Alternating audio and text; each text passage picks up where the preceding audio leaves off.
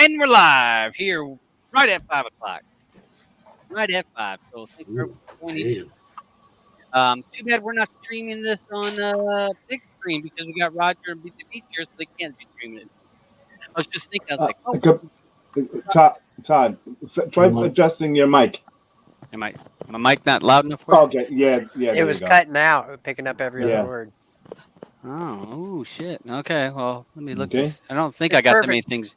I It's don't think I had that perfect many things running. Thanks for everyone joining us. Here we got Play or Pass. And so if you've never watched this show before, what we do is talk about two movies that were voted on by the people last week. And we'll talk about those two movies, and you give your opinions. If you're in the side chat, you can give your opinions. We'll throw it out there. You can also join the show at the end to voice your own opinion, and we'll be voting on next week's movie. So how's everybody on the panel doing? We got two movies this week, so everyone's looking good. Thumbs up. Alban, Andrew, we got Eddie over down there. DeBeach, thank you, DeBeach, for another intro video. And I don't have to touch B to talk.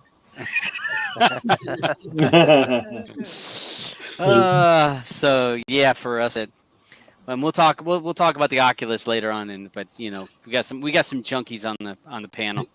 We haven't converted everyone yet. So thanks for everyone joining over in the side chat. Let's see, Eddie, of course, who's on the panel. We got Red that's in here, the Birch, Jim, and I guess some other people will be rolling in here before long.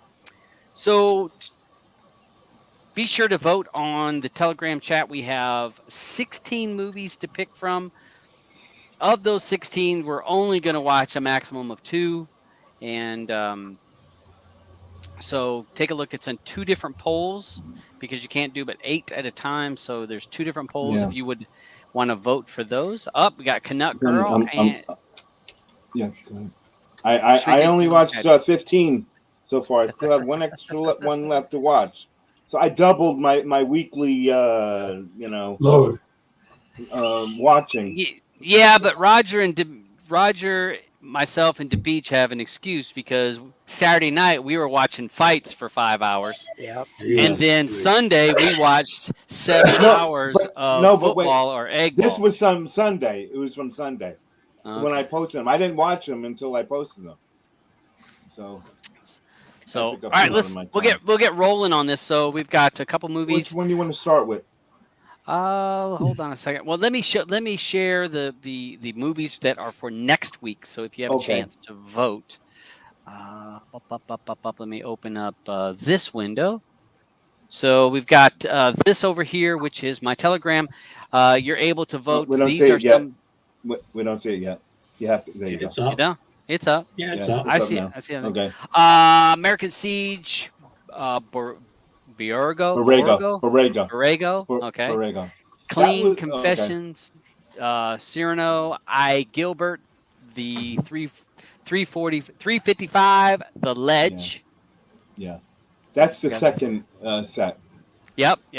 Okay. So let me click on I'm gonna flipping through. And again, if you ever join the Telegram group and you're figuring out how do I get to a certain thing, I'm clicking at the top where it says pinned posts. Yeah. If you click over to the right a bit there, it has all the posts. Okay. Over here. Okay. Yeah. Like this here. No. Yeah. Over to move it back up to the top, and right there. Yeah. Yeah. That's okay. And then clicked all of the pin message. Oh, I'm sorry. I was looking up at the TV. Alban is a few seconds behind because he's actually watching. Yeah, second behind. I was watching YouTube TV instead of what was going on live. So in the first, that was of the second 8. This is the first 8, which is a journal for Jordan, Gold, Half and Half, In the Forest, Mixtape, Sex Appeal, The Last Son, and This Game's Called Murder. So those are all, and I'm the only one that voted Mixtape. Yeah, it looks like it was good. You should watch it, Andrew. You might like it. So go ahead if you guys would like to vote for 2 movies, you can. If not, vote for just one from the 16 we have to pick from. Hopefully everyone has time to watch 2 movies in this coming week. And here I am. I'm at the last minute. I was cramming in Groundhog Day today because it was Groundhog's Day. So You know, By the way, does anyone know? Did he see his shadow? He did. 6 more weeks. Fucking Phil. Shoot that mother. you know, I'm gonna Sky. shoot him. If we just like shoot all of them, it should solve the problem, wouldn't it? wasn't that one of the things that Bill Murray was going to do? He tried to snatch up the groundhog. Yeah. Yep. Didn't work. Sky Comedy played nothing but Groundhog Day today. Really? That's Yeah. awesome. That's awesome. The TV guy was just like Groundhog Day, Groundhog Day, Groundhog Day. Well, it's kind of like I think of TBS or TNT. I can't remember which one it was. Would do a Christmas story on Christmas Day, and that's all they do it the whole day. Yep. So here we go. We're going to start with the Groundhog Day because we got 2 movies to cover today in our hour. So we don't want to waste too much time, just trying to rush us along. But let's go ahead and talk about Groundhog Day. Bill Murray, 1993. So this is a throwback. So what's everyone's thought on? Did you guys feel like it held up, or thoughts on things that were funny, things that weren't as funny? I hadn't watched it in a few years, and I giggled and laughed out loud several times during it. So I thought it held up. I'm gonna give it a. It held up. Yeah, it definitely held up for me. I mean, he had me cracking up. Just like the all the little things. And I remember something about this movie that I thought I knew something about that I can't remember. Was there a significance? You remember, like everywhere in the movie, the clock would either show, what was it, either 4 o'clock or 6 o'clock? Mm-hmm. The clocks that like if you noticed, like the clocks, and no matter where you would go, all the clocks were either at 4 or 6. Huh. I did not notice that. Yeah, I noticed I noticed every morning at 6 o'clock when this clock radio went off. To reset the day. Yeah. No, like Exactly. if you like when he goes downstairs when they're in that diner, little diner thing, the clocks on the wall were either pointed at 4 or 6 o'clock. Nucky had never I seen thought this I had movie. read something. What was that? Wow. Oh my Nucky never gosh! seen it. Hope you liked it. I wish you would come on and tell us about it. Yeah. First time. We'll get her over here. Maybe should jump on here. Yeah. But what got me is every time that alarm clock went off and that Sonny and Cher song came on. Yeah. Oh God. Yeah. That knocked me off. Yeah. And it always brought to my mind's eye the video of them singing that song and how pretty Cher was then. God, she was hot then. But she doesn't really look that much different. No, she doesn't. Now, No, compared to that's then. for age. And to be honest, I mean, Well, I got you, babe. talking about Sonny and Cher, where Sonny, he died in a skiing accident. Yeah. And I visited a place. It's called, what was it? It was in Lake Tahoe. The guy showed me where the tree where he hit, and they put a big plaque on it. Sonny died here. Oh wow! Wow. Oh man! Oh, Andy McDowell's 63. Yeah. And she was just so cute. Not beautiful, but just so cute. Yeah. Girl next door cute. Exactly. Girl next door. Exactly. Yeah. Yeah. I mean, she looks like that innocent girl that that you actually could know her, and cute girl. Do you know what? The only thing that confused me about this, was, never any explanation as to why the same day was repeated. Yeah. But right. It still was great though. It's like I like Bill Murray's sense of humor. He's so he's a bit dry, but he's just like his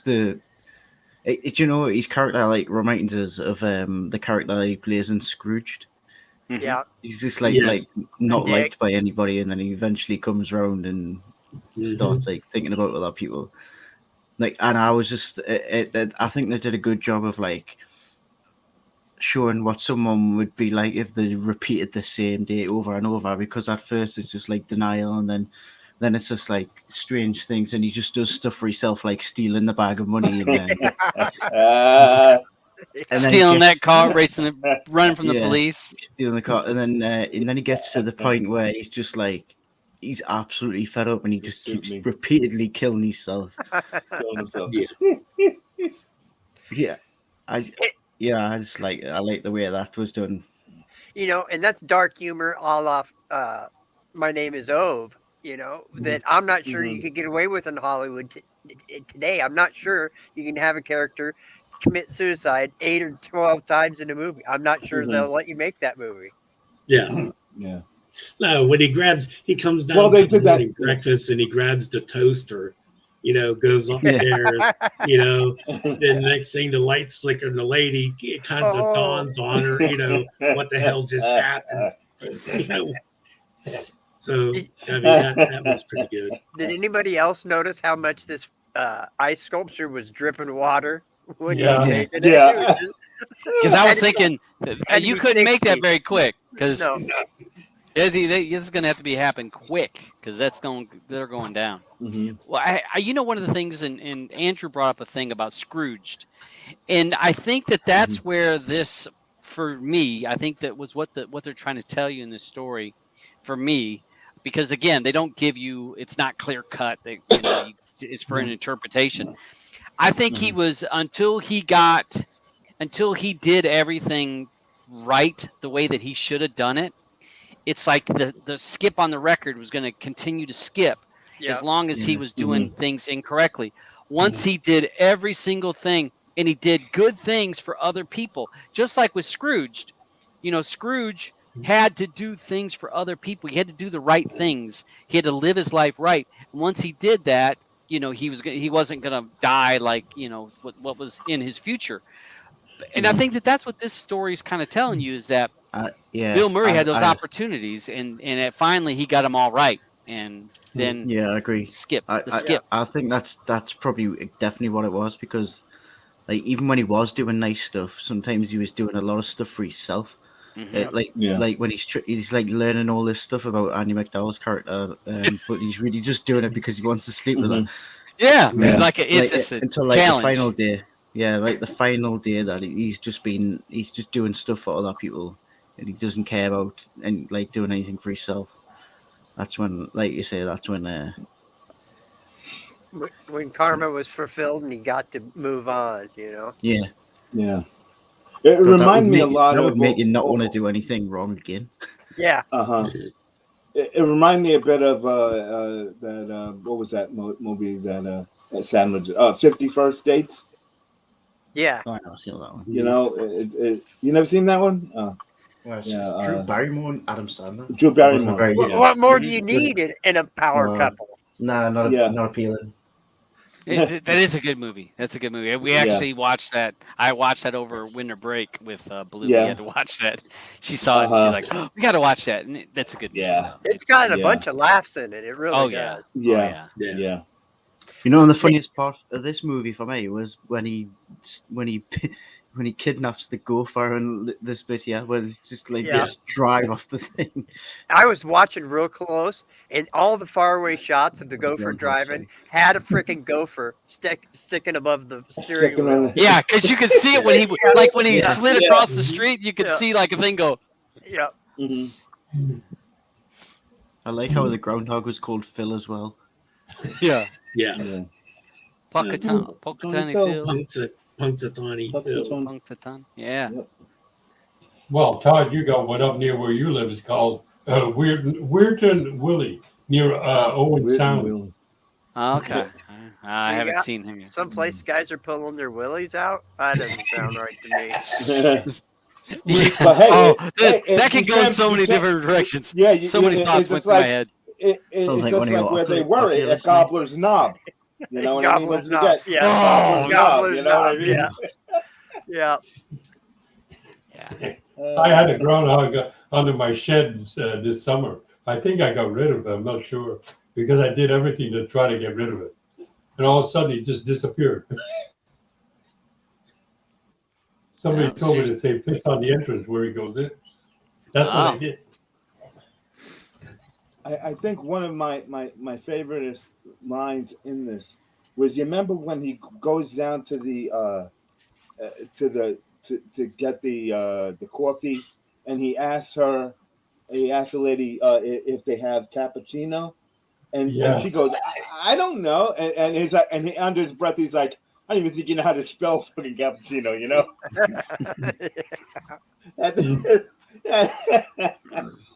Yeah, I mean, he went from straight asshole to a caring person in the movie, and that's what it took for him to move on in his life. So, Well, so we were watching when we watched this in Oculus. I was telling Roger, said, you know, how young kids pop in. We would have to explain to them what that thing on the wall was that they were talking to, that they had to put money into, because they had never seen a payphone, you know, on a wall. Yep.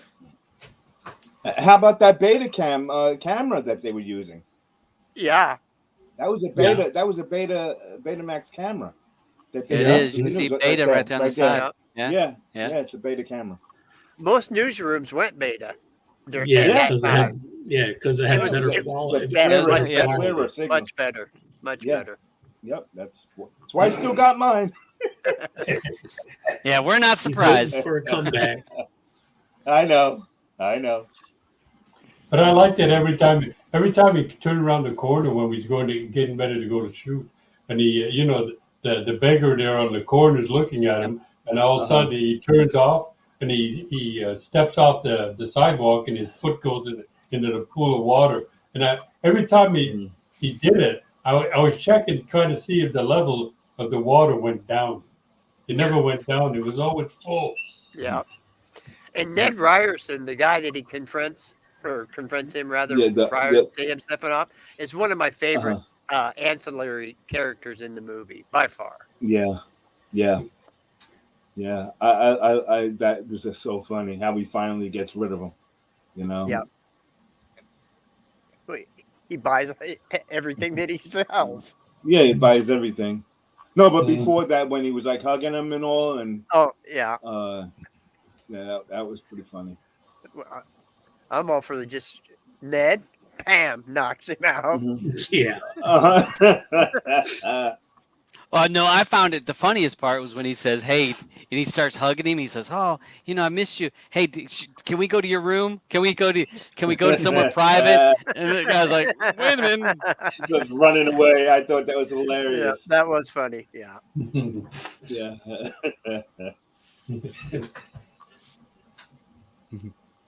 Yeah, it's a good, solid movie. Yeah. And they don't make stuff like that. Yep. Yeah, but when you haven't seen this movie in a long time, you know, your prospects of the movie is different. You know, your outlook is different. Mm-hmm. Yeah. It's a good enough movie that it is something that you could see yourself watching every Groundhog Day. Well, when people say Groundhog Day to me, because I'm in the UK, I would just think of this movie. I don't really think of the actual day. Well, I think that it's become there's like a cultural reference now because of this movie. When people say I'm caught up in a Groundhog's Day, you actually know what they're talking about. The paradox of a movie. Yeah. So to me, it actually goes in. This little bitty movie created something that people know what they're talking about. And they're like, well, I feel like I'm stuck in a Groundhog's Day. They know, what they're talking about. So I think that's a big step if you think about it to be able to become that. Mm-hmm. What this movie reminded me about is the epidemic we have right now. Like, I don't know. I don't go out that much, okay? Yeah. But every time I'm doing the same thing every day, I get up and, empty the garbage can in a certain way, do this, do that. And I'm saying, I'm like in this movie, stuck in this movie, It's the same thing as what I'm doing every day, Yeah, you're right. A lot of people have, over this pandemic thing, says, I feel like I'm caught up in Groundhog's Day. Yeah. Again, like I said, it's become a culture thing that people know what you're talking about. Yeah. And to me, only of a certain age. Well, I don't even. I think that even people younger know what it means. I mean, maybe they have not watched it, but they're aware of the movie. Yeah. They know what the premise of the movie is, if they haven't watched it. To me, for me, watching this again, I found a few parts kind of like a chuckle, but definitely not as funny as I would have liked it to be. Not one of Bill Murray's best movies. I would lean towards maybe Stripes was a really good Bill Murray movie for me. But I mean, it's not a bad movie, but I felt like there was parts I was like, that was cute, but he had that physical comedy, and his delivery was of a certain way. He didn't have to swear and cuss, but his little bit of sarcasm is funny. So I like his dry sense of humor. Yeah.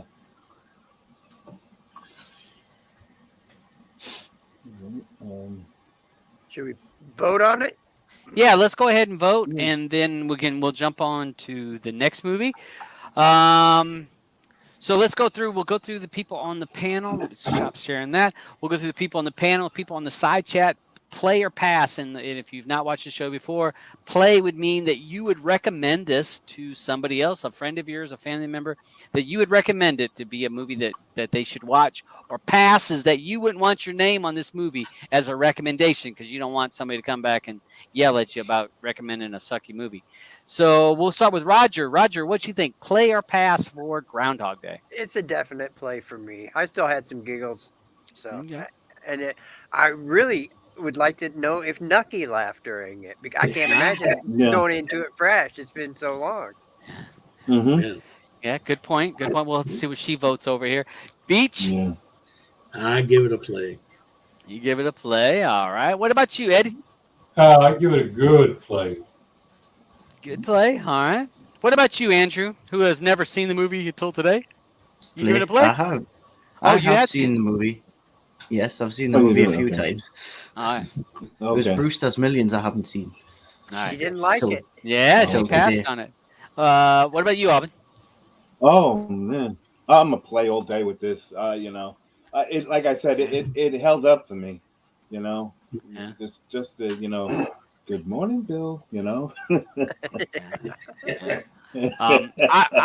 I'll give it a soft play, but I'd only recommend this to people of 40 or over. I would not suggest it to anybody under the age of 40. I think that they would just miss a lot of the comedy. Caddyshack is another.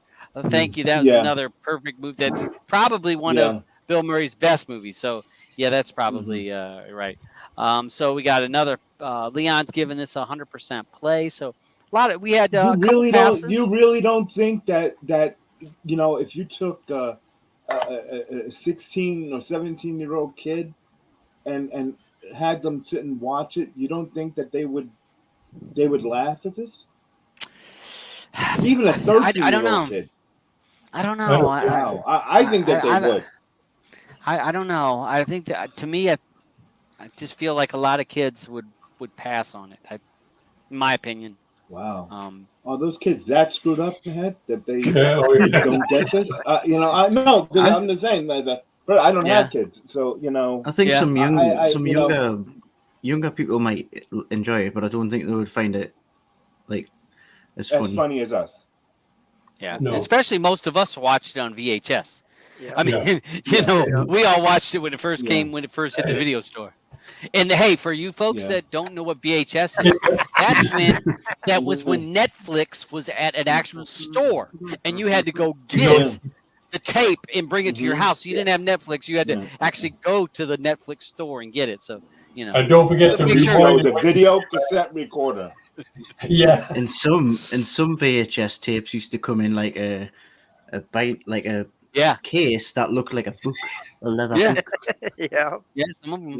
And you'd have loads of labels in with it, and you could write what you taped on it. Yeah. Oh, another good one. What about Bob? That's probably my favorite Bill Murray. Yeah. That's another really good one. Bill Murray has some really good movies. So, we've talked about it. We talked DeBeach and Roger and I talked about it the other day. On big screen at some point we're gonna do we should do like a Bill Murray day where we show Bill Murray movies or Richard Pryor movies or Adam Sandler movies. You could go through and just do a room and we could do it, broadcast those. That's something we talked about. So we got what was about the votes? I didn't look on the votes. Did you I'm going there now. For the votes? For votes.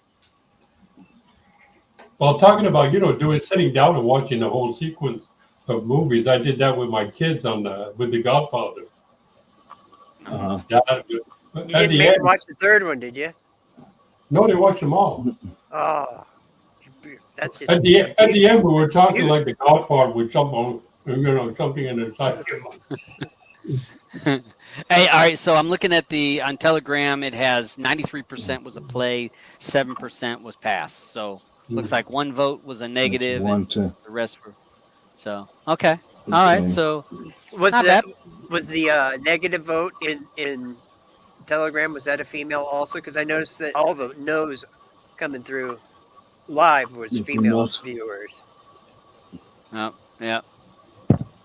So it was Nookie's vote. So all right. So we got that. So let's go ahead and jump over to the next movie. Which was Brewster's Millions. Brewster's Millions. So let me share that for a second. So we're going to go ahead and cover that. Nice, Dave. Nice. Always keeping it alive. All right, so Brewster's Millions, 1985. Richard Pryor, post burning up. This was post being a candle. For us that of a certain age, we remember there was him before he was on fire and after he was on fire. But Brewster's 1 year Millions, old when this came out. Really? Oh, God. You had not seen this before, right? Wait, what month? What month did it come out in? I don't know. I have to Google that. May. Oh God, I wasn't even one. Yeah, May, but it was in August in the UK. Yeah, August in the UK. Still wasn't one. So okay. So No, Brewster's Millions. Yeah. So what's everybody's thoughts on this? Richard Pryor, John Candy. I mean, you can't beat this. This is just a classic in my book. Yeah. I could watch Richard Pryor all day long and night. What cracks me up with Richard Pryor, just the way he walks, the gape he has. That cracks me up. I don't have to watch anything else. Every time I see him walk, man, that gets to me. Oh yeah. And then that reminds me of Stir Crazy, which is freaking hilarious when he's teaching Gene Wilder how to walk. Oh man. Oh. Yeah. Wow. And watching this movie made me want to go back and watch a bunch of old Richard Pryor movies. They're so funny. Yeah. I mean, he was a funny man. Oh yeah. Like he was like the king of comedy today. Oh, for sure. As a lot of people refer to as Richard Pryor. You learned a lot from this guy. Yeah. Yep. He was a pioneer. He was definitely in. He pushed the envelope. If you can go back and watch some of his earlier stuff, I was watching a program before he became big, and he was. It was like his first actual recorded stand-up that was actually recorded. You can find it if you look around for it. Yeah, I got it. And he's trying this a line of being a little bit raunchy and being this talking about his real life and just saying stuff. And he wasn't sure if people would accept that, if people would be welcoming that, because he was saying things that were like shocking people. And the way he said it in when we think about Eddie Murphy or Kevin Hart or any of these other not Arsenio Hall, but some of the other raunchier comedians. I'm thinking of like Kevin Hart, that says some things that some people, Kevin Hart would have never been able to do it if Richard Pryor hadn't blazed the trail for and he opened the door. Comedians prior. And what makes it real? I mean, this was the late '60s, early '70s, and they had just prosecuted stand-up comedians in America, white stand-up comedians in America, for telling raunchy jokes. And here's a black guy just taking the envelope and pushing and tearing the envelope way apart and going beyond. I love him. I had the benefit of having older brothers that had all these comedy albums, so I was listening to his comedy albums. That was good stuff. Yeah, you listened to I should have. I mean, way before. Bicentennial N album. Yeah. Yeah, those are classics. Yeah. But I want to hear from Andrew, since, like you said, he wasn't born yet when this movie came out and he'd never watched it. So I want to hear what he has to say about it. I was born. I was just like 6 months old or something. He was on the teat. He was on the teat at the time. Yeah. The teat. I don't know how I feel because I liked the movie, but I really like John Candy and Richard Pryor, but I just didn't think this was that funny. I've seen them in funnier movies, and I thought the comedy in this one I felt was a little bit tame, but I did kind of like the story, and it wasn't a boring movie. So like I still I wasn't finding myself turning away from it, but I wasn't like laughing much at much of it. So yeah, I don't know. It was a bit tame for me, for my liking, but yeah, it was okay. I think it's a good movie, but it's like a forgettable one. Well, if you think about those two actors, you probably this might not be the one that pops to most people's heads. Good point. And I think what was it rated? There's got to be PG. PG. It's got to be. It's a PG. Because PG. So Richard you're right. Pryor's I mean, yeah, he wasn't. This isn't an R like some of the other stuff that he was in. But again, I think that this was after him almost dying. Yeah. He wasn't the same comedian. No. Because when did he do JoJo Dancer? Oh God, that had to be early '90s, wasn't it? Right. 94. I'm gonna say. I don't know for sure. Yeah. I thought. Oh, it was 86. 86. Wow. It's like Roger and I watched this yesterday together, and one of the things I said that was weird was seeing the coach of the baseball team, Jerry Orbach, playing a role other than a freaking cop. Yeah. Yeah, exactly. That's all you really associate with him ever playing. No, because as soon as I saw him, the first thing I thought was, "Oh, that's the dad from Dirty Dancing." Dirty Dancing. Wow. Well, that's true. But for me, the best phrase in the whole movie was when he says, "None of the above." Yeah. And he wins. Yeah. Yeah. It was fun. It was a fun movie. I hadn't seen it since it came out, probably because it's not his funniest movie. But it reminded me that Richard Pryor is amazing, and I need to go back and watch some of his older stuff. Has anybody seen Silver Streak? Yep. Oh yeah. I haven't seen that in a long time either. That was an early movie. The funniest thing was when Roger, Dabbs, and myself were sitting in here watching this together. We discussed how easy it would be for us to blow $30 million.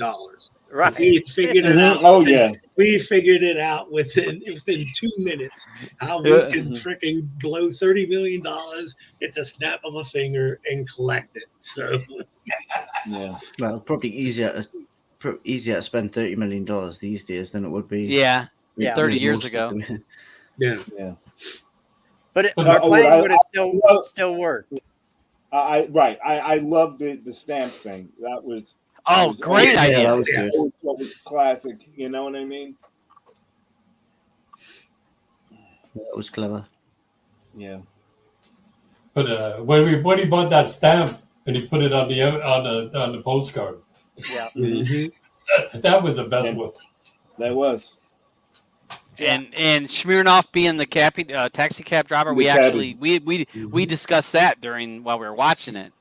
He was like, "That's Smirnoff driving," and I didn't think it was. It is. And then, it was. And that had to be his first time on screen in America. Yeah. It had to be. Isn't America great? Yeah, Sharon's right about the hardest part. He had to keep it a secret. Couldn't tell anybody. And just hiring people and it was Andrew was right about something. Now, did I think this was a funny side split movie? No, but I will say that it held my attention. Yeah. It held what I was trying to wonder. How are they going to do it? How's this going to happen? How's that? So to me, not all the jokes hit as hard as they did probably in the 80s, but the premise of the storyline is good. The idea of him having to do this and him trying to come up with all these ways to create and spend money was to me very unique idea. And I was thinking, why don't you buy every single expensive stamp and send out postcards to everybody? Well, this would be another movie you would have to explain to younger people that what a postcard taxis is. were before Uber. Okay, taxis were where you had to stand on the street and wave for a ride. You didn't contact them on your phone and say. And they didn't pick up black guys. So it went. Yeah, Richard probably wasn't getting a ride in New York. No. And it was crazy looking at Times Square and seeing how tame it was. Yeah. And you had the World Trade Center was up there. Yeah. You had those on the skyline, so that was something I noticed. I was like, oh man. Yeah, every time I see something. Did John Candy pass away after this movie? No, not after John this Candy. Not after this one. Yeah, a lot. I think it was like the Go West was the movie he did. Yeah. He became a leading man in his own right. Yeah. He passed away. Yeah. Summer Rental. Oh my God. Oh yeah, funny movie. It had me crying. That movie has me crying. John Planes, Candy, trains, and automobiles. at that point, That's the best one. at that when this movie came out, my oldest brother looked exactly like John Candy. Same body, same face. He was in some classics. I want to say I just watched. Blue and I watched something not too long ago. John Candy, where he's that police officer in that town. Hold on a second. Let me look here. Remember because Dan Aykroyd's in it. Yes.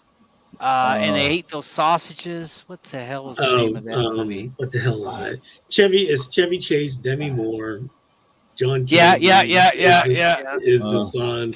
Dan Aykroyd is of crap. Nothing But Trouble. Nothing but trouble. It. Nothing but Yeah. trouble. Which is not a bad movie. But we were flipping around and I was like, oh man, we need to watch this. And she's like, I don't remember this. And we watched. She goes, remember the Bobos? Oh, there's Bobo. That's Bobo. The Bone Crusher. So I mean, just his nose that looked like a. Yeah. And another one that I wanted to go watch I thought was a classic was the one with Rodney Dangerfield with the cake. He was they had to transport the cake over. Oh my God! Easy Money. Easy money. That's a classic. Yeah, that is funny as hell too. Yeah. Joe Pesci is his friend, the plumber. Yeah, right. Yeah, that's a classic. That's a classic. I've seen you scroll by a Richard Pryor one that I really like. What's that? Harlem Nights. So Harlem Nights. Oh my God! Yeah, I mean, when he shoots, Delavisa's toe off. I mean. Oh, now it's on, honey. Yup. That was hilarious. I remember the first time I saw that movie. Let me tell you guys a quick story. The first time I saw that movie, I had just finished taking a long drive, taking a friend of mine from New York to Florida. It was like really late now. It's like 3 o'clock in the morning, and here this is, and I'm watching on TV. Now all of a sudden, here I am. I was just crying. I was laughing so loud, crying, tears coming out of my face, waking up everyone in the house, and everyone comes down and sees me sitting there in tears. I'm like, I'm watching this movie. It was just too much. I couldn't stop laughing. Couldn't stop laughing. Hilarious. I love that movie. It is. I mean, the interaction between Red Fox and Della Reese, they had a little, pair. You fat bitch. Yeah. Blind ass mother. Or Daniello when he was telling him to take short sips of air.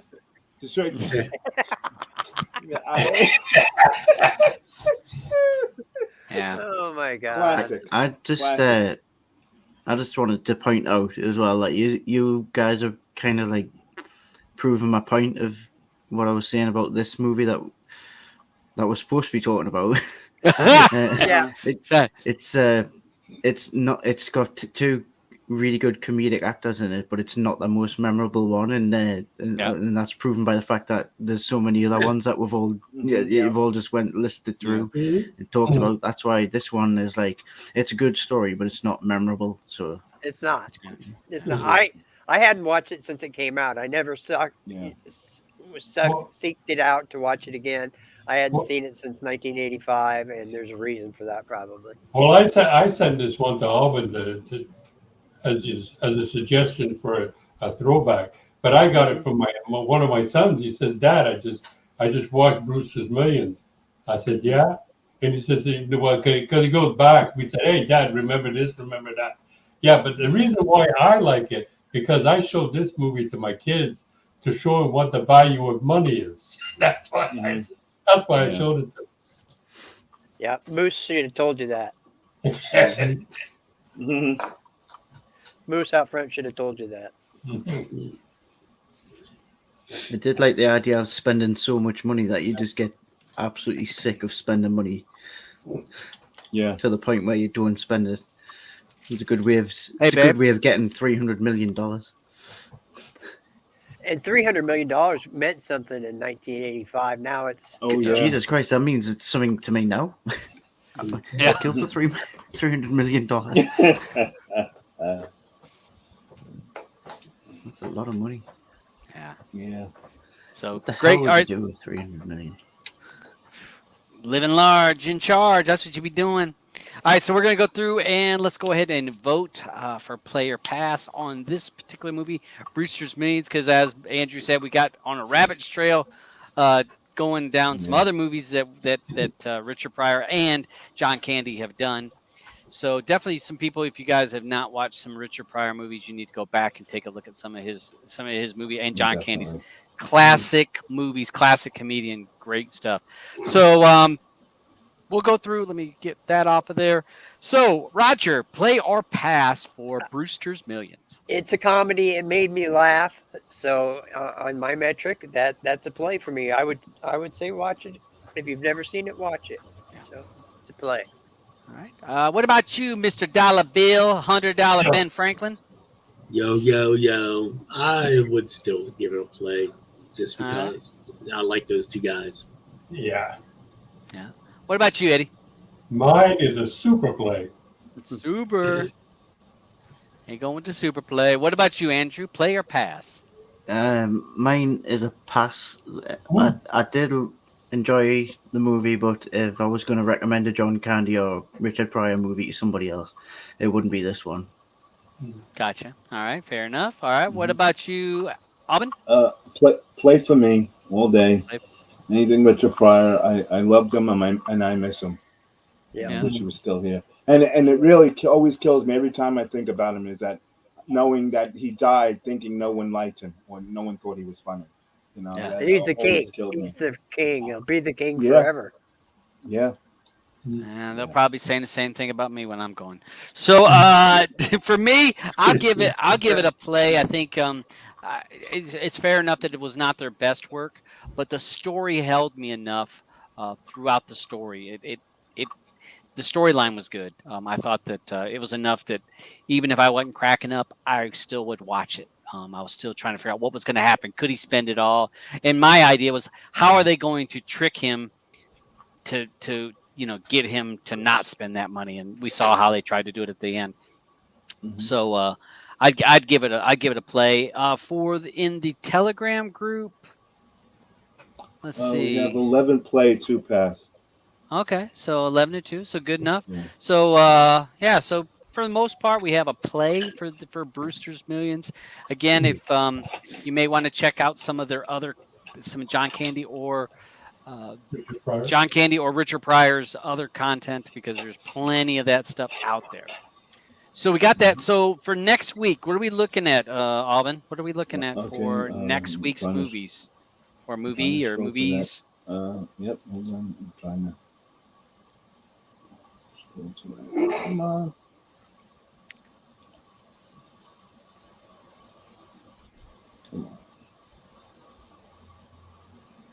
Down. 355?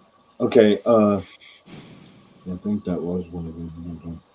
We have Journal for Jordan, was the first movie. And the second movie is the 355.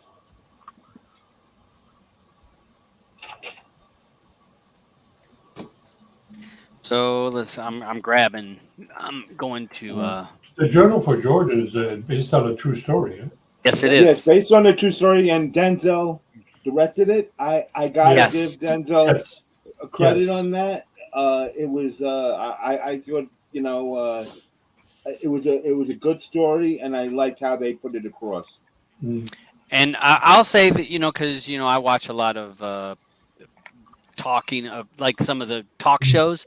I want to say Good Morning America had the wife actually wrote the story. She's the one that actually wrote the story, and again, it's based on a true story. So Jordan would have been his mom, and she was on there, and Denzel was on there, and she was on set every single day, and he was talking about that. She wrote the book, and it was heartfelt for her to write the book, and because it was true, and she wanted to make sure that it was portrayed on screen just like it was in real life. So when we watch this stuff it's real. It's written by the wife. Mm-hmm. She was on CNN too. Yep. So that's Journal for Jordan, and then 355, which is some women CIA shoot 'em ups, Mission Impossible looking thing to me. Yeah. I Blue wanted to watch that this week anyway, so I guess I'm gonna have to knock it out. 4.9. You sound so enthused to watch it. No, to be honest, I actually, this was before we even voted for this. When her and I were looking at Netflix, I think, or Plex is on there, and she goes, "Oh!" and she was all excited. I'm like, mm-mm. She goes, "Look at this!" And we watched the preview, and I'm like, mm-mm. She goes, "Why?" I'm like, "It just looks overdone, overblown." And to me, I'm not a Mission Impossible, James Bond movie guy anymore. I used to do the old stuff, but now I'm tired of it. It's the same thing over and over. I feel like this is going to be it. It's just women. It's just women that are going to be doing all kinds of and all the women that are in it are some great actresses, but I just don't know how well it's going to play out. That's what they do with all these movies now. Yeah, It's all women empowerment, and now I hate to look up what they spent on it, because for that cast, but thank God for Penelope Cruz, because I could look at her all day. She is beautiful. She is absolutely gorgeous. She really is. So that is our movies. 355 is the movie for next week, along with A Journal for Jordan. Hopefully you can watch both those movies before next week, so that you can, over on the side chat, put that out there. And let me go ahead. I'm going to go ahead and grab the link to this room. I'm going to put this over here in the side chat, and we're getting ready to go to overtime. So people that have not watched us before, we've talked about these particular movies. Now we're going to talk about TV shows or other things that may be of interest that aren't within the particular movies that we just covered. So I put the link in there.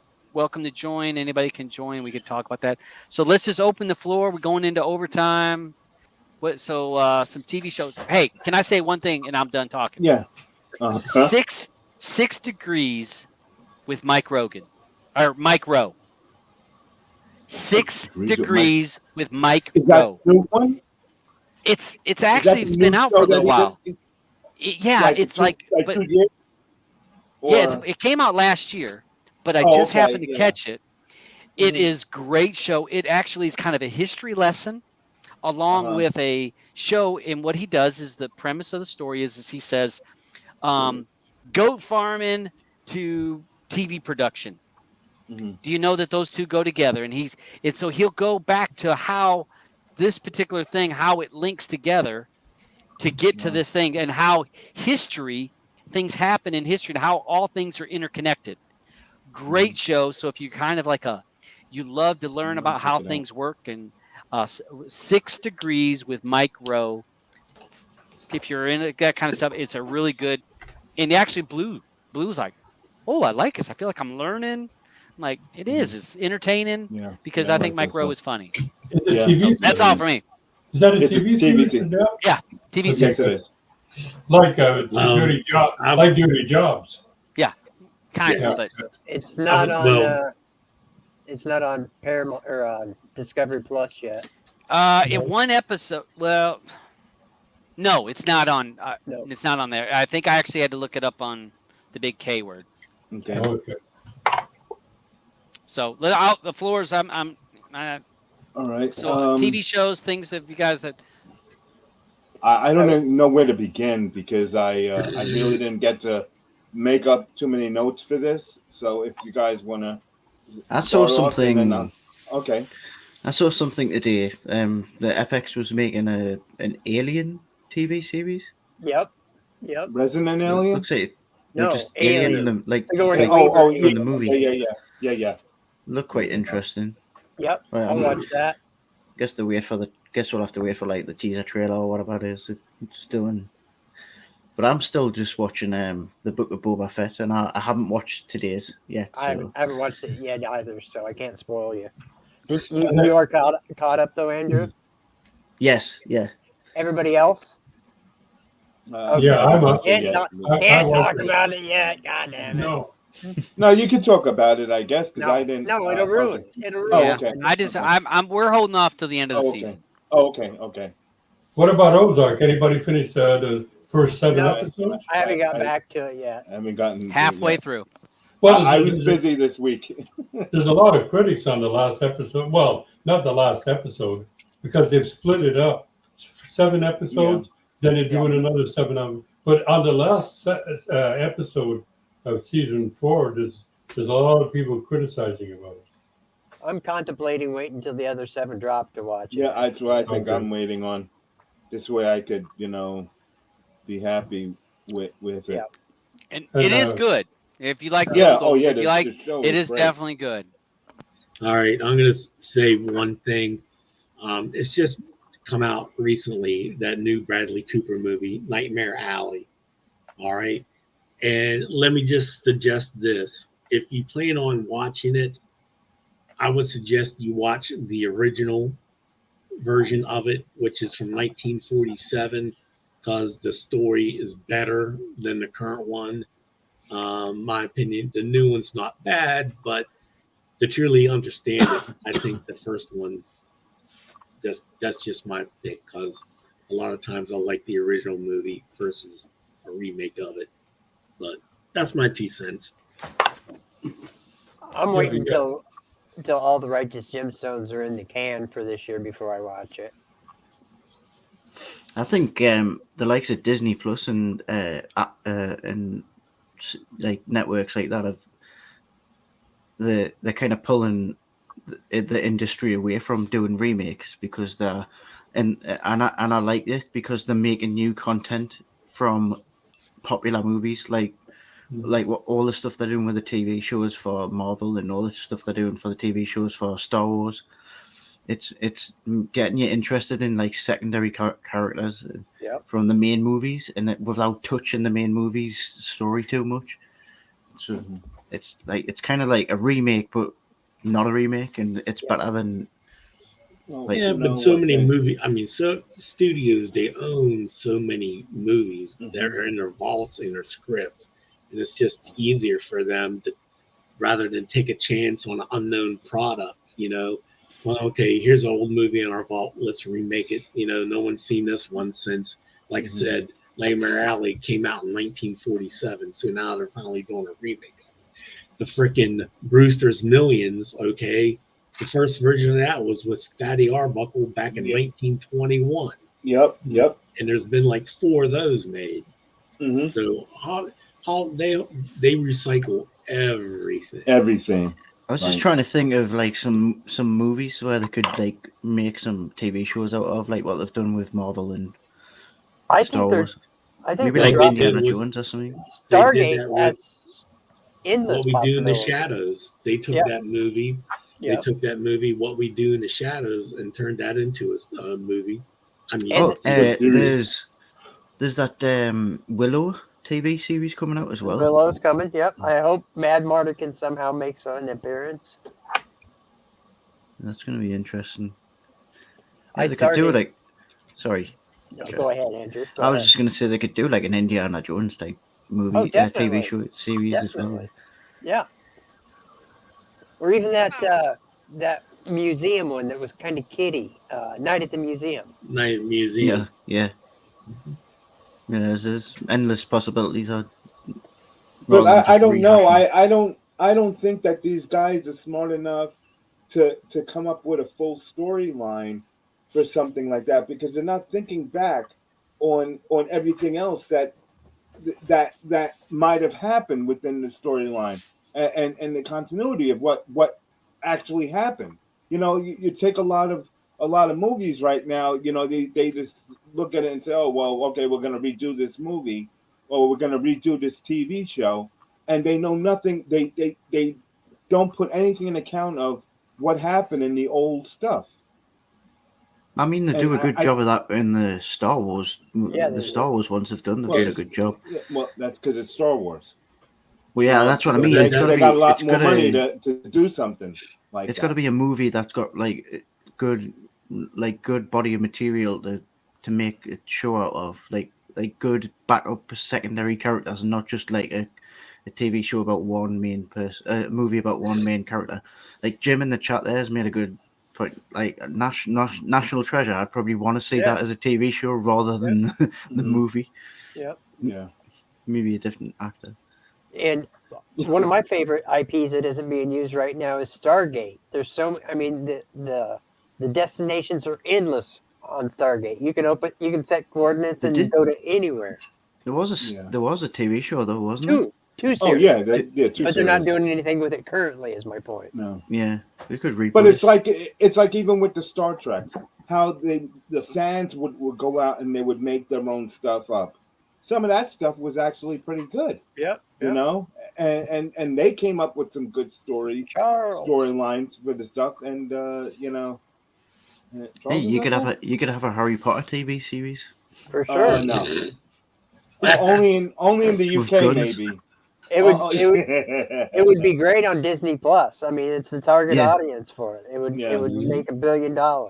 Yeah, and if they want to go that, if they want to get an adult audience, they could do a TV series of the version with the guns, the one that we're watching. Like Harry and Hermione, and that could be detectives, wizard detectives. Like the old. How many people in the panel wait until, like, say, on a TV series, you wait until you get all the episodes, then watch it, or do you watch it week per week? Depends on how much I love the TV show. I do. If it's a really good show, I like the week-to-week thing, but I do like to binge watch as well.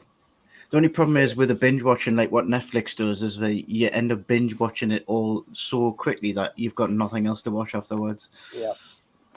But that's like what I spoke of.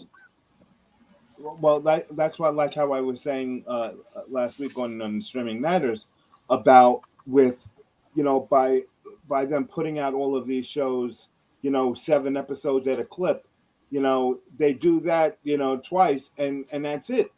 People are done with the show, and they don't know what else to look for, opposed to, forcing people to be like what it was, back in the 70s, 80s, and 90s.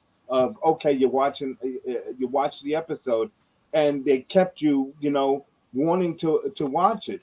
Because I think that they draw more people saying, okay, well, could you imagine if Dallas would have done, the Who Shot JR episode on a streaming level? No one would watch it. You know what I mean? No one would have watched it. I tried to explain that phenomenon to my kids. They just can't get their heads around it. Right.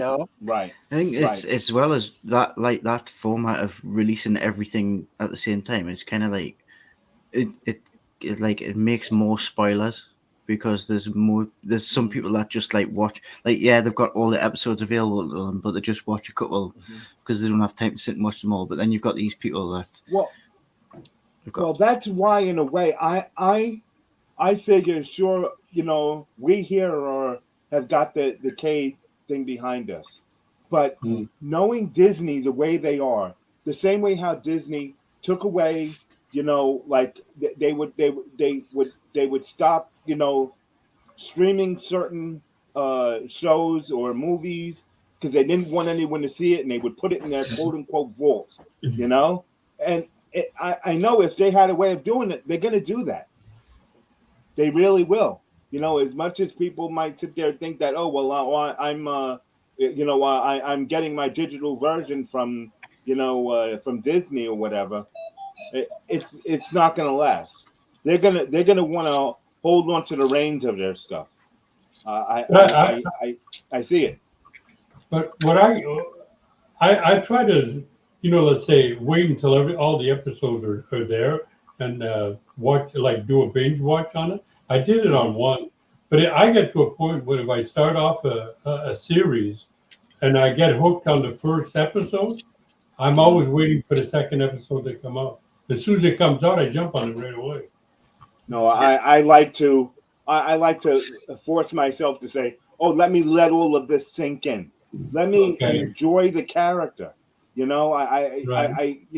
Because then, by the time episode 4 comes around, you've had more time to invest into that character to be able to be like, oh, well, this actor or actress is great, because of the feelings that they're making me feel, instead of me rushing through it every, in 2 hours, seeing 3 episodes, or you know what I mean. It's you don't get what they're trying to put out.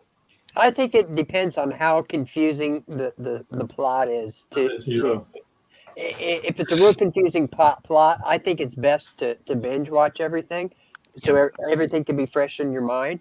But if it's just a comedy type of atmosphere where 2 episodes ago doesn't impact the episode that you're watching currently, those are easier to watch. Take something like Lost. Do you think it would have been worth it for you to watch Lost? You picked the one that I love to hate, Alvin. Okay. I love that so much. I do too, but I don't know if you watched it live and you had Damon. I watched it live. All right, it's aggravating as hell. And for 7 years, those bastard writers said they're not in purgatory. They're not in purgatory. Don't worry, they're not in purgatory. Right. And then you get, where they were? Spoiler alert, they're in friggin' purgatory. Well, that ruins. I guess I'll have to watch Lost now. But now think about it. Think about it now. These writers knew all of that time that they were in purgatory. Yeah. But they still got you to sit there every week and watch their show. Okay? Yeah, I loved it. I believe it's classic. Classic. Until they dropped that's the way purgatory it should be. Right. But that's the way it should be. Because think about all of the money that they made, that the network made, because every week they had all of those people coming to watch that show. I was heavily invested in it. I mean, I was You know, right. in the Reddits with the crazy freaking theories and the 600 pages of gosh. research to read to make sure this thing fit here. And then So they lied to me for 7 years, the bastards. yeah, well, hey, a lesson to learn in life. But if you would have watched it all, in 2 weeks, it might have made more sense because when we watched it every single week, like your point was about sometimes confusing. Yeah. And Blue and I talked about this after Friday's show. I said, our discussion about binging or week to week. And she said a point, and she says, I'd rather binge because sometimes I forget the characters or what the story is, and I almost have to go back and watch the last episode before I watch the current episode because I'm like, well, wait a minute, what happened in that? Who? And maybe that's just because we're older, we don't retain as good. But if I would have watched Lost in a binge series, it probably would have made more sense because you were breaking it up and you're going a week and we were talking about it at work. You're not gonna get get that emotion, I feel, that you would get by just watching a single episode and you feeling like that you're there on that island. And, feel, the creepy things that could be coming up behind you or whatever. Yeah, I definitely talked about it every Friday at work after it was on Thursday night. I definitely talked with my friends at work every Friday about it for 7 years. And I would have lost that part of it, but I don't think I would have been nearly as mad at him for stringing me along for 7 years and peeing on my foot and telling me it's raining. Well, look at Game of Thrones. Take The Sopranos, okay? To put us through all that, and then here comes HBO at the end of the series. The difference is series finale, and they just give you a black screen. I have rewatched The Sopranos. I'll never rewatch Lost. Those bastards. Well, I'll rewatch it as soon as I got Disney Plus. Hey, I don't think I'd rewatch all of Game of Thrones again, though. I'd watch most of it, but not all of it. Not the final season. I wouldn't. No, not the final season. No. I got a show that I'd like to see what you guys think about. Halo series is coming out. It looks good. I never played the game. I played the video game back because of Xboxes, but I'm wondering how good that game is going to be. That movie. How good that TV out any of the short films that they do for Halo? Have you seen any of them? Todd? Oh goodness. All right, sorry. Since she can't be on the show, she's gonna yell to me about that. There's other TV series. No, just ignore her. She has to come onto the show if she wants to be heard, because we do miss her. We're forgetting. She's a Halo herself because we don't even know what she looks like anymore. Okay? Yeah, you're right. But I'm wondering how good this series. I mean, sometimes video games to movies doesn't. Listen, there's TV doesn't translate good. Right, but they made a couple of shorts. I think I have them on my P. So take a look for the Halo stuff under movies. Okay. All right. And you might want to check those out because they're like half-hour ones, And that reminds me, I see to the right there, Lily James and Sebastian Stan answer questions about Pam and Tommy Lee, which I did watch the first 3 episodes of, and and it's not great cinema, but there's a couple of great parts to it. So, can I ask a question? So the TV series, you're talking about Pam and Tommy. Yeah. Is this on? Did I see it correctly that this is a Disney Plus? Yeah. I don't know. It is. Really? Wait, there's a lot of nudity. There's a lot of nudity. Wait, I see. Well, I see Hulu right there. Yeah, it's definitely on Disney Plus. I don't want to give away too much, but I can't believe it would be on Disney Plus because that's what I was wondering about. Because I was like, I got the notification from the Disney Plus app to say that it had landed on, and I went in and it's on there. Because I thought on my shield, you know how it's got the banners. I almost I swear that it said Disney Plus and it had Pam and Tommy, and I'm like, Wait, whoa. This is. Wow. I watched this But video. Disney Plus I watched the real video, and Disney Plus how did acquire Star, so they've got a lot of like. oh, like, there is an animated talking penis, so maybe it does belong on Disney Plus.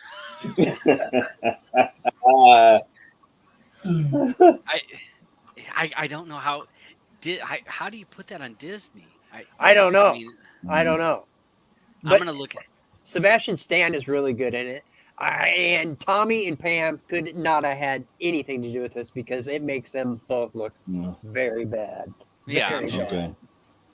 Well, we know that it was a publicity stunt for both of them, to be honest. That's not how they're framing it. Oh, bullshit. Oh, wow. There's no way. Now, how many on the panel, and this is, how many on the panel saw the original, the tape that got out? I did it when it came out on the internet. It was leaked, right. So you all saw that leaked. That wasn't some hidden camera. No. This was a full-blown, but not always professional, but it was. This wasn't just some guy, you're holding the camera. No, I think the guy that released it contributed to this movie, and he explains how the tape got out, and it's worth watching. It really is. It is worth watching. But the tape. Well, the tape, yes. But this show is worth watching because what's that guy's name? God dang it! Scroll down just a little bit, will you, Todd? Seth Rogen. Seth Rogen. Okay. He is so good in this. He steals the entire show. It's really more about his character than it is about Pam and Tommy. Well, not really. He's heavily involved in it. It's good though, and the girl Lily James is really, really cute. Well, what you do, what Andrew, else was you she get in? the I know her name. I don't know. Hold on. Let's click on her. Cinderella. I know I've seen her in some. Mamma Mia, Baby Driver. Baby Driver. Okay, maybe that's where. Yeah. I know her name. When she done some older stuff, how old is she? She's not very old. I would say she's 30 something tops. Downton Abbey. Oh, okay. That's why I know her. Okay. Yeah, she played Rose in Downton Abbey. Okay, yeah. I like her. So, all right. Well, that's definitely on my list. I will watch this because I feel like I kind of have to. But it's Dave, more trash. We have to watch. Dave, you'll love it. And it's really just about the sex tape. Yeah, that's what I figured it would be about.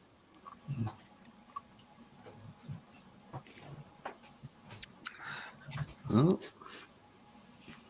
All right. Any other TV shows you guys?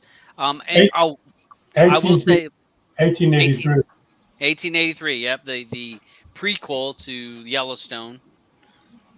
Kind of a standalone. I'm still. Go ahead. You talk about the watching it every week. I'm pissed as hell that I'm actually back to watching Snowpiercer because now I'm having to wait every damn week. Yeah. And I enjoyed when we watched the first season. Within a couple days, we watched all the episodes of first season. I thought that was on the third season. So when we got to the second season, I was like, oh, we got this whole season to work through to get episodes ahead for the third season. And no, this is the second season. So it's like every episode we watch it to the end. I'm like, okay, now I got to wait another week. So I hate it. But I like Snowpiercer. And it's one that's just confusing enough that I think it lends itself better to binge watching that one. Yeah. Yeah, it's kind of twisty-turny. All right. Okay, go ahead. I have a couple things there on TV as I look here. I didn't start the Billions yet, but I still can't wait to start that. I'm so far behind on a lot of my watching. But just so you know, A&E put out a new series, Secrets of Playboy. I guess it's about Hugh Hefner. I did see something about that. I haven't watched it yet, but I heard about it. And that other one that came out on Fox, the cleaning lady. I watched the first episode, and I was like, oh, okay, I could see where they could take this, but it's not going to be anything super special. But if you're looking for something to start, what else was there? I bet there are, Patty. Yeah, that's so damn good, that program. There's another one there, another short series that came out, Reframed, about Marilyn Monroe. The Janet one came out. That was Lifetime in A&E. Janet, I just finished watching. Okay. That was good. Okay. There's certain parts in Janet that I've never seen before, I never heard of before. But it's it's a retrospective of her life, not the life of the Jacksons. It's her life. Okay. Come to find, when I had a big crush on her, especially like when she would guest star on Family Ties, or not Family Ties, Different Strokes. Okay. Oh, I something on TV we stumbled across was it Saturday? Those I know a lot of us on the panel here, and a lot of people on the side panel have that IP. You know what? Mm-hmm. We came across the West Virginia Tough Man. Yeah. Competition. It was great. I watched that one. This Friday and Saturday night, and the only thing you're missing is having a sofa on the front porch and just watching it for the Miss Ring Girl competition. Yeah. Coming to a truck stop near you, is worthwhile watching. So look on Friday, Saturday nights if you have IPTV, and look for the West Virginia Tough Man competition. Pay-per-view section. Or get a headset by Friday and look for the room in Oculus that will be showing it on. Another show. I'm not a big football fan anymore, but there is a Joe Montana special that's out. Cool Under Pressure. And there's another Will Smith one. I don't know if we spoke about. Welcome to Earth. No. Yeah. I don't know is that a movie? It's a series. These are all series. Okay. And let's see if there was anything else. All right, so that Welcome to Earth, that's like a documentary. I have watched an episode of that. Hold on, I'll pull it up. It's kind of like that National Geographic kind of thing. So he kind of goes to different places and they experience different. One of the examples, he took a blind man and they went to a volcano, and it was an active volcano, and it was like, can you hear sound or can you feel sound? And they're like going through how the volcano, they're trying to judge the volcano, but you could feel the eruptions or things going off before you actually could see them. And he does all kinds of really extreme things, and he goes to some extreme places.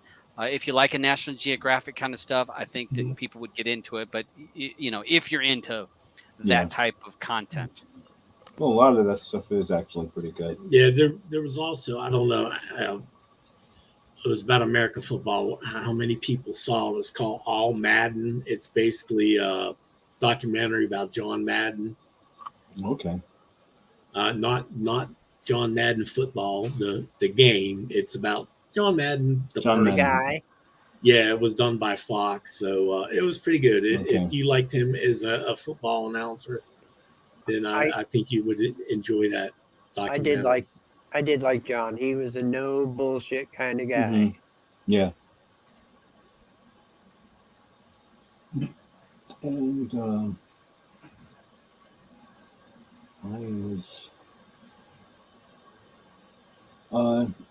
yes, it was Patty. It was Will Smith. Yeah, that is Will Smith. There's another one out that I didn't start yet, but I believe it's I can't tell if it's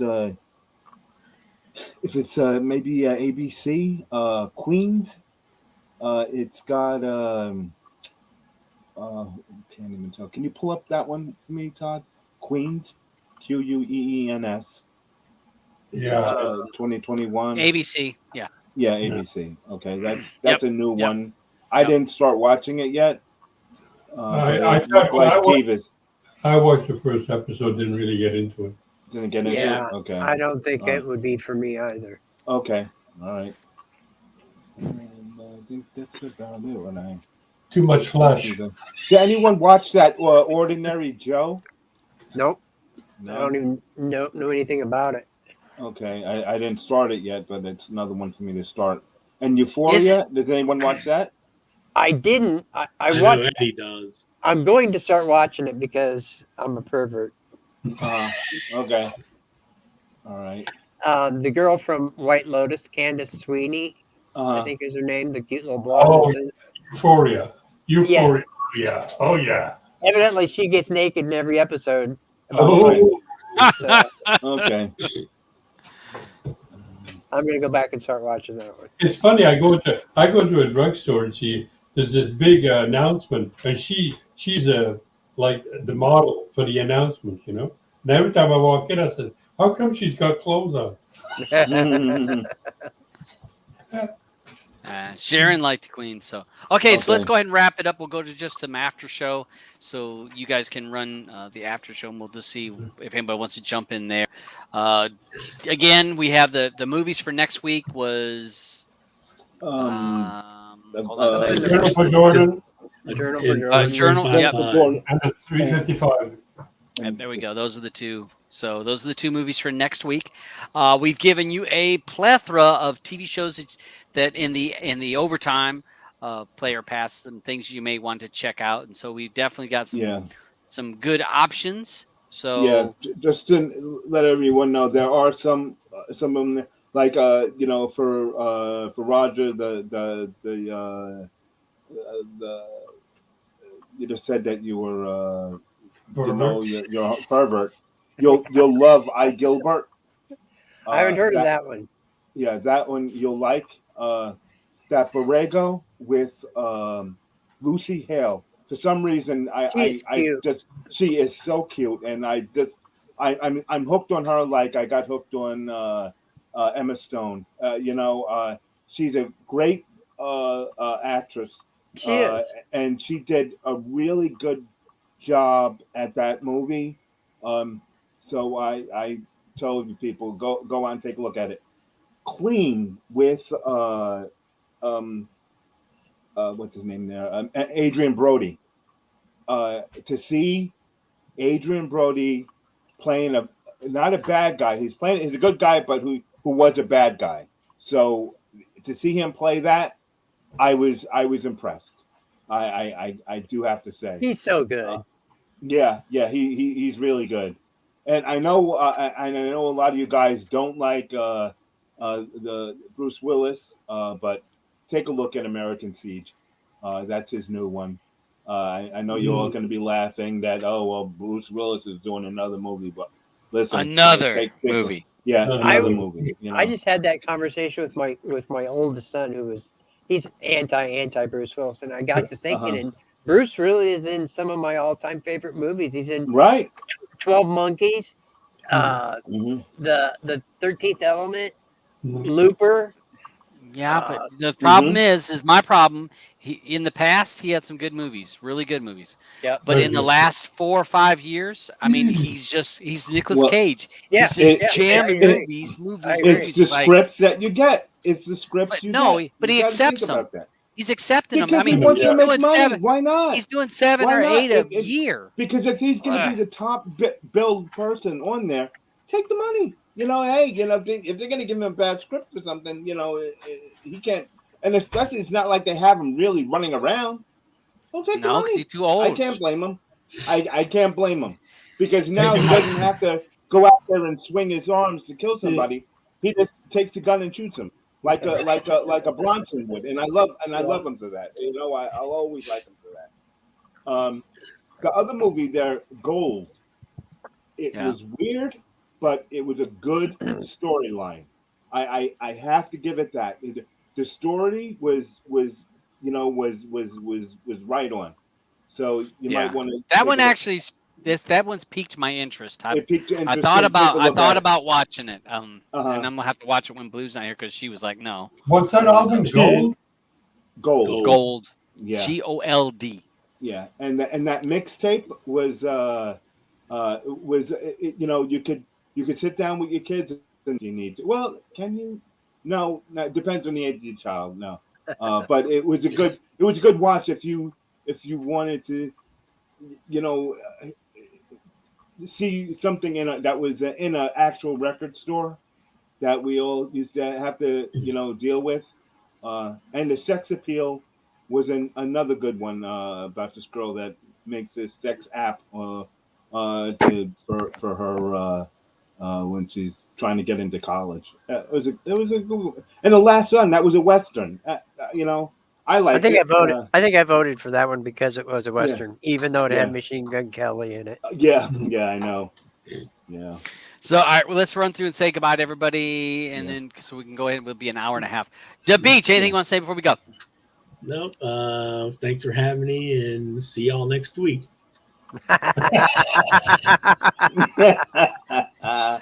Making it rain in here.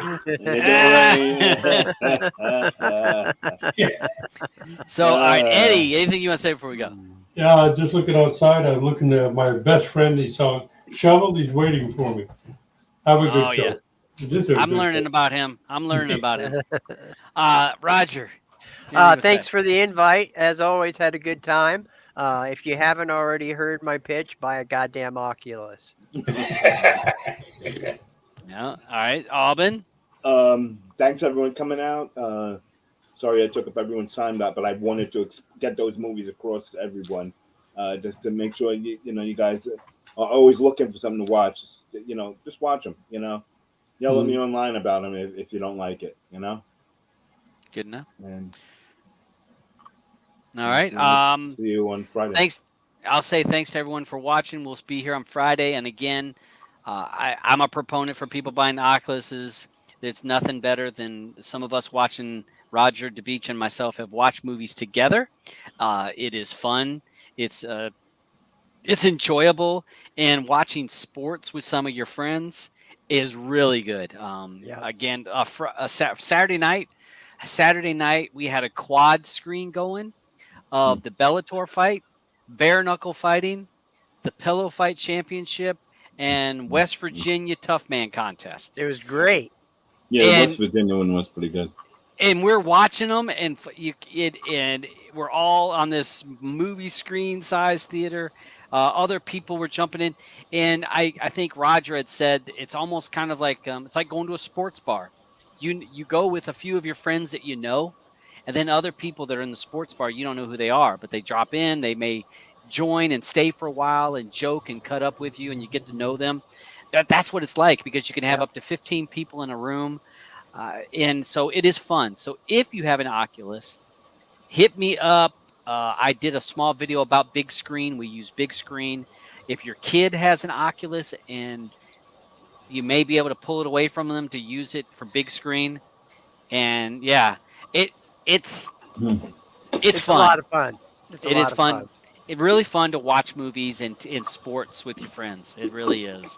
And really, the entry point is only $300. You don't even have to have a PC if you don't want to be the person streaming the stuff. If you just want to watch it, you don't even have to have a PC. Just the headset. Yeah, and you can actually go lower. That's the $300. You're talking about that's the 128 gig.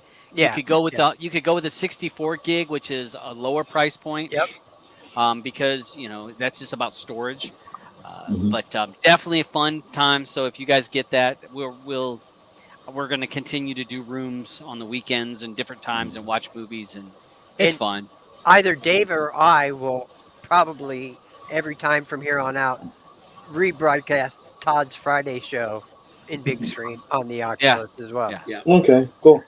Yeah, he did that last Friday, and what was neat about it is they're watching it on big screen on the Oculus, and they're explaining to people they have no idea about streaming matters or cord cutting, or when I'm talking about Alban and I, we were talking about boxes. We're talking about different boxes, the Shield, this and that. the people that were watching the show had no idea what we were talking about. Roger and DeBeach were explaining what is that to people that. So it was a good way that new people were learning about this stuff because they could talk one-on-one and it's not interrupting the show. So yeah, we were like the freaking Streaming Matters helpline. Yeah, You know, he's on screen talking about stuff, and Roger and I are explaining to everybody about what he's talking about. So it was pretty funny. yeah. So if you got it, look for us on there. And I guess we'll see you guys on the next one. Be sure to watch on Friday as well as next Wednesday, same time, 5 p.m. And we'll see you guys